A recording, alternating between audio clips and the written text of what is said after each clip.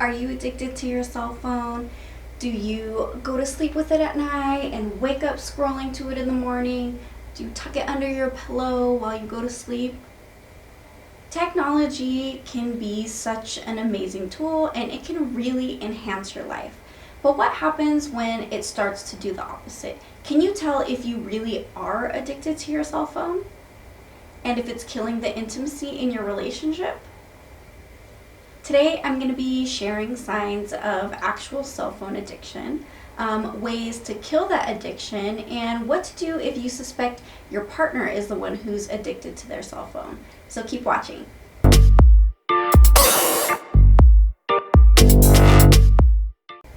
Welcome back to the channel. Thank you guys so much for watching. My name is Alicia Taverner. I'm a licensed marriage and family therapist and the owner of Rancho Counseling, where we help couples improve their communication, their connection, their intimacy, and their trust.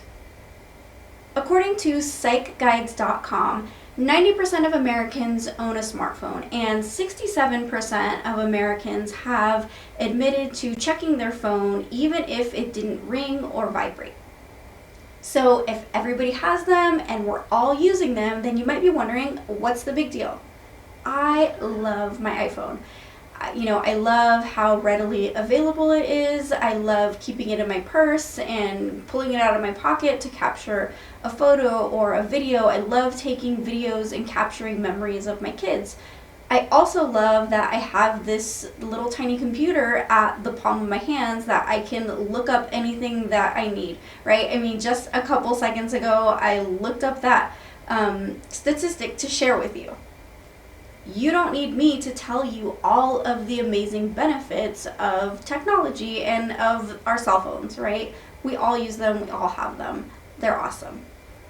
But I have noticed a major trend in my practice, and I would say that out of all of the couples I'm working with, at least 75% of them, one or both partners has expressed to me that their partner's cell phone usage has gotten on their nerves, that they felt alone or disconnected because of their partner's cell phone use, or that their partner is excessively using the cell phone. And so that's what makes this such a big deal, right? It's killing the intimacy in so many relationships. It's making people feel like they're alone and like that device is more important than the relationship. So while your phone can help you connect with people across the world, it's doing very little to help you connect with the person who's sitting right next to you. There's a lot of new research coming out about technology and the way that it's impacting our kids' development. But the truth is, that starts with you. I hear a lot of adults stressing about limiting screen time for their kids. But if you're not limiting your screen time, what are you teaching them? I'm sure you've seen some of these memes on social media. Not a good look. So how can you tell if you or your partner is actually addicted to your smartphone? As of this recording, we're in February of 2020, there's no actual clinical diagnosis in the DSM for cell phone or technology addiction. The DSM is kind of like the Bible of clinical diagnoses.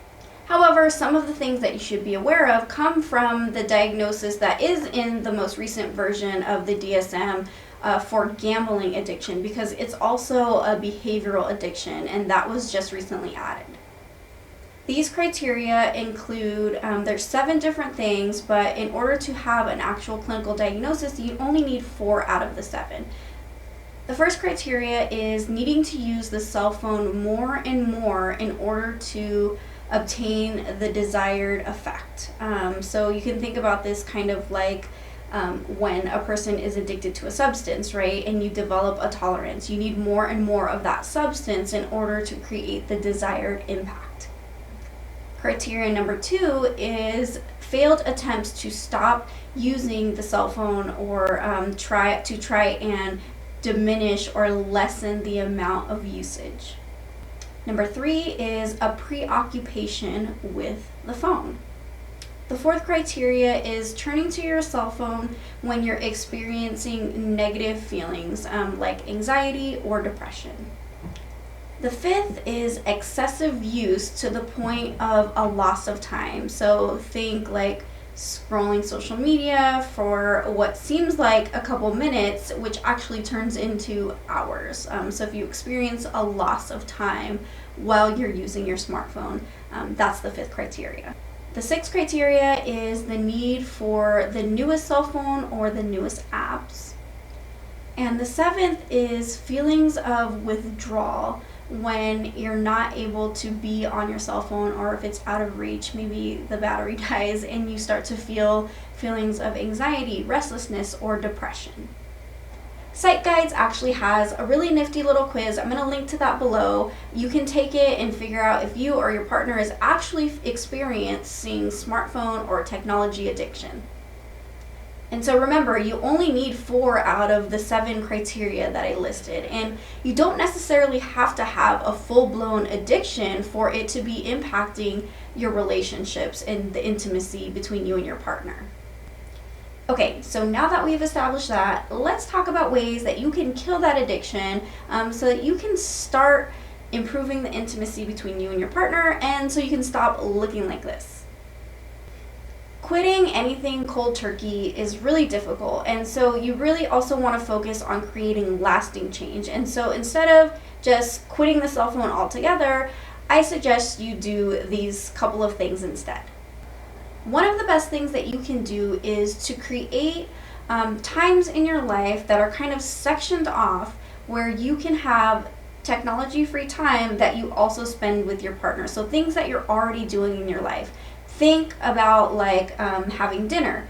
This can be designated as a cell phone free time where there's no technology and you and your partner just use it as a time to connect. It's something that you're already doing, so it makes using the technology or your cell phone much easier. The more that you're able to create these sectioned off pieces of your life that are technology free, the more you're going to start to get some of those feel-good hormones from your partner rather than that chemistry that happens when you're scrolling on your social media. That's also going to help to solidify that change for you. Another thing that you can do is create new rituals of connection with you and your partner that are technology or cell phone free, right? So think about maybe having 15 minutes at the end of the day where you just sit and chat. You know, it can even be like outside or on the patio. That way you're not tempted by technology, but you're really taking the time to connect in real life.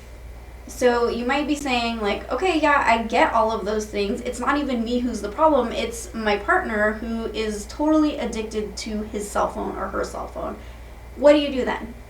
Well, the first thing that you want to do is to keep leading by example, right? Keep putting your cell phone down, continue to make those bids for connection, and reach out to connect with your partner. In addition to that, you're going to want to have a conversation with your partner, but don't do it in the moment, right? Like, as they're annoying you with their cell phone while they're laughing at their memes or whatever it is that they're looking at on their phone, you know, if you react in anger and out of annoyance, they're not going to be able to hear the message that you're saying. So do it at a time where it's a neutral playing field. You're not necessarily upset about it in that moment, but you know, think about having that conversation on a date night or just when you're doing a quick check-in with your partner. This conversation should include I statements. Let your partner know how it makes you feel when you're being ignored because they're too attached to their cell phone. So saying something like, you know, I've really been trying to reach out to you, and I've noticed that a lot of times you're really engrossed in what's going on your cell phone, and it makes me feel really sad. It makes me feel lonely, and I just really want to connect with you.